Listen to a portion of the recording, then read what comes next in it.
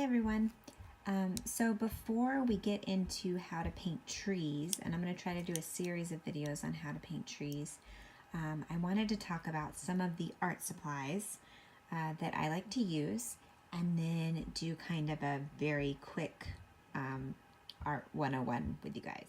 So my favorite brushes to use are Filbert, and they are the brushes that have this kind of shape to them right here. As you can see, there's the Filbert. It's the type of brush. I love Filbert brushes, and so I have a variety of sizes. I even have a much larger Filbert brush as well that I use to paint my skies and larger pieces of ground and things like that. So that's my favorite brush.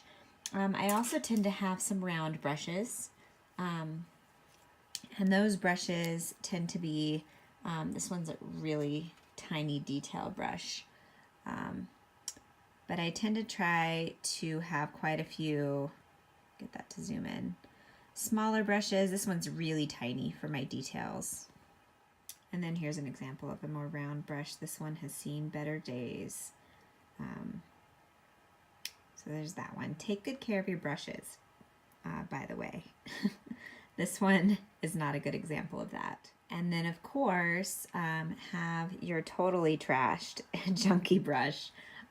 This one I use for all of my Mod Podge gluing, and I tend to reserve brushes like this for that so that I don't have to mess up my nice brushes for painting. Speaking of Mod Podge, this is the kind of Mod Podge that I like to use. It's the matte.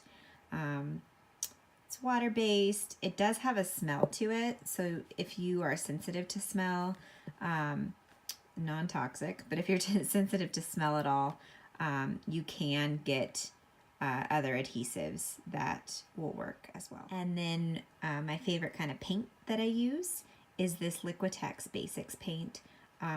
I like it because it dries really quickly. I'm very used to handling it. A lot of paints can be kind of thinner and more runny. I like that this one's a little bit thicker too.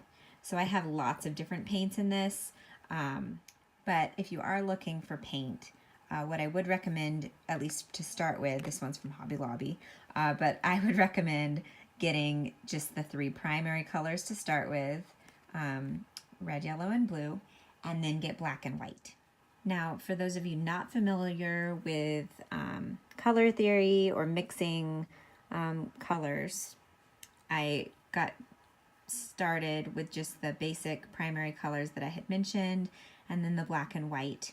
And you can mix pretty much any color that you need with this set right here. So if I take some red and I take a little bit of blue, I can mix it together. You can't really see it on this very well, but I can mix it together and get a nice shade of purple.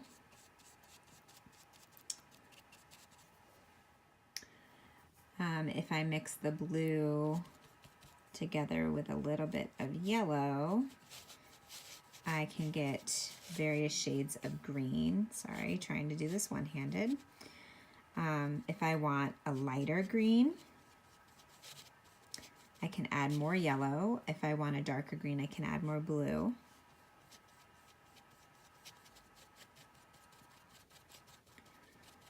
So there's my green. And then if I add red and yellow together, I can get a nice shade of orange. And just like with the green and with the purple as well, if I want to make it a lighter orange, I can add more yellow. If I want to make it a darker orange, I can add more red. So those are what are called the secondary colors. And then if I want to make brown, what I would do is, I have my purple, so I would just add, so you're gonna, to make brown, you would mix your 3 primary colors together. I would just add a little bit of yellow.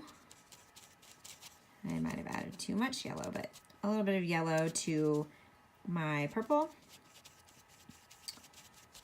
And that'll start to get me more of a brown.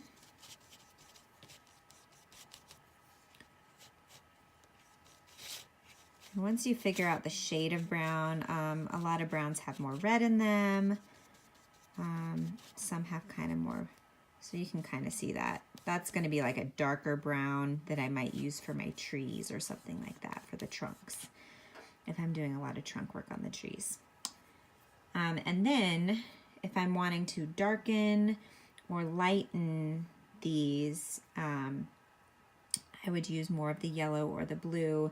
You can add a little bit of black to it, depending on the type of brown or the shade of brown that you're looking for. This will make it very dark.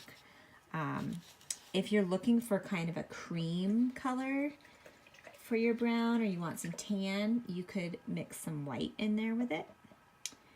And then same for pretty much all colors you mix. If you're wanting it to look creamier, you can add some white to it, and that'll kind of make it look a little bit creamier. You can add a little bit of black if you want it to be really dark. Or if you want it to be a pastel color, if I'm going for pastel orange, I can mix some white in with the orange. Okay, so that is some basic color theory, art supply talk to get us started. The first kind of trees that we're going to be talking about are my pine trees, and I'm going to show you how I go about drawing them, and then different ways that you can add texture to them as well.